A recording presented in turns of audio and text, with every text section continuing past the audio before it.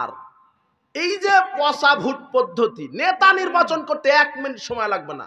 Selection, ইসলামী নেতা নির্বাচন কি সিলেকশন। দেশের 10 জন তাকওয়াশীল পরহেজগার লোক একটা মঞ্চে উপরে উঠে একটু গবেষণা চিন্তা ভাবনা করবে যে কাকে নেতা বানানো যায়। হ্যাঁ, অমুক ব্যক্তি শিক্ষিত, পরহেজগার, তাকওয়াশীল, আমরা ওকেই নেতা হিসেবে দেখতে চাচ্ছি। সময় লাগলো 1 মিনিট লাগবে না।